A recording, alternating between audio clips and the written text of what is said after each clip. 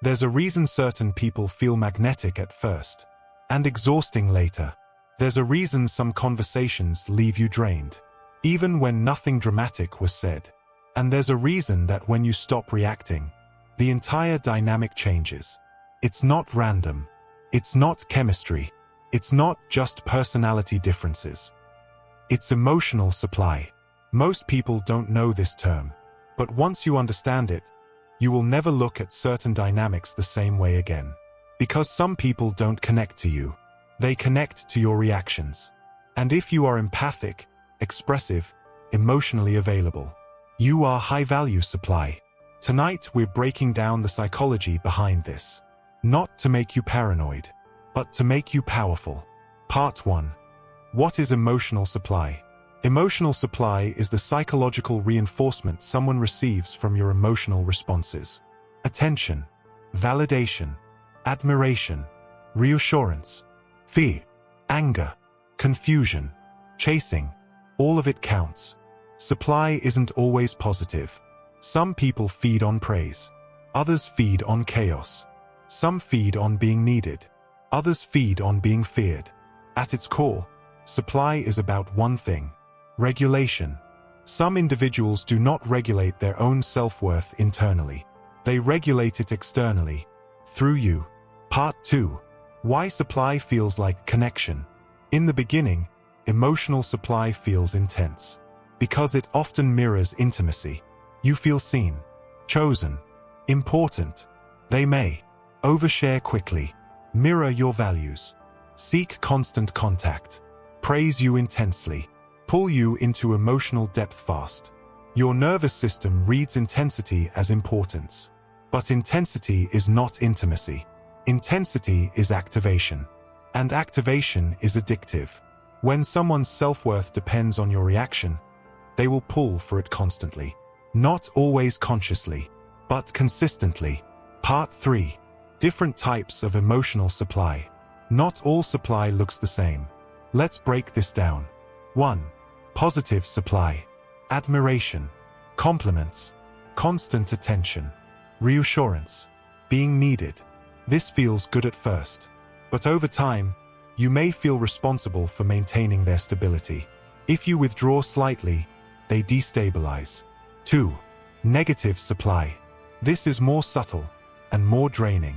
Provoking arguments, subtle criticism, withholding warmth, creating jealousy, emotional unpredictability. Why? Because even anger is attention. Even confusion is engagement. Even trying to fix the issue is investment. If you are reacting, they are receiving supply. 3. Savior supply. This is common with empaths. They present as wounded, lost, misunderstood, traumatized, unloved. You step in with compassion. You explain them to others. You defend them. You stabilize them. You become their emotional regulator. Your empathy becomes their supply. Part 4. Why empaths are high-value supply. Because empaths offer deep emotional responsiveness, validation, patience, insight, forgiveness, emotional labor. That is powerful. But when paired with someone who depends on external regulation, it creates imbalance. The empath gives. The other receives. The empath explains. The other avoids accountability. The empath stabilizes. The other destabilizes to regain attention. This is not always malicious, but it is often unconscious. And unconscious patterns can be just as damaging. Part 5. How you know you're being used as supply. Ask yourself, do conversations revolve around their emotions? Do they escalate when you become calm? Do they react strongly when you withdraw slightly? Do they seem bored when things are peaceful? Do you feel drained after interactions? One of the biggest signs. They change when you stop reacting. If your calm triggers anxiety, anger, or guilt in them, the connection was not built on mutual stability. It was built on your responsiveness. Part 6. The power shift of non-reaction. When you stop reacting, something fascinating happens. At first, they may intensify behavior, push boundaries, seek conflict, accuse you of being distant, try to provoke emotion. Why? Because supply has dropped. If someone depends on your reaction to regulate themselves, your calm feels like abandonment. But it's not abandonment. It's neutrality. It's sovereignty. And sovereignty disrupts supply-based dynamics. Part 7. Why this feels so hard to break. Because when you withdraw supply, you feel guilty. Empaths often mistake supply withdrawal for cruelty. You may think, I'm being cold. I'm abandoning them.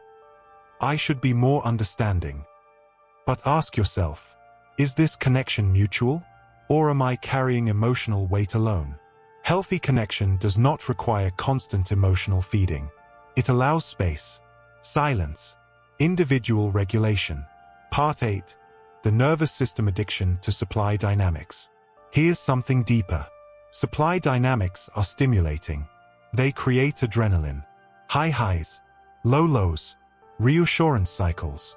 Your nervous system can become addicted to activation. Peace may initially feel unfamiliar, even boring. But activation is not love.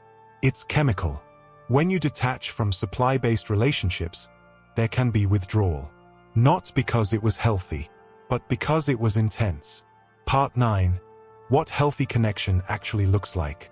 Healthy connection includes emotional reciprocity, stability, space, accountability, repair after conflict, respect for boundaries.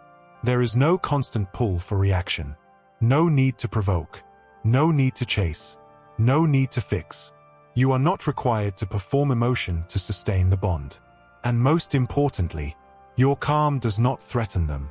Part 10. Reclaiming your emotional energy. Here is the shift. Instead of asking, how do I keep this dynamic stable?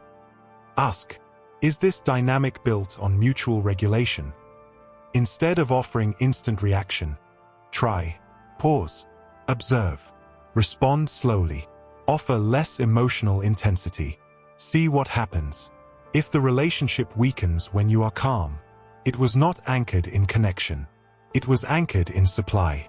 And when you stop supplying, the illusion fades. Part 11. The moment you realize your power. One of the most powerful moments in healing is this.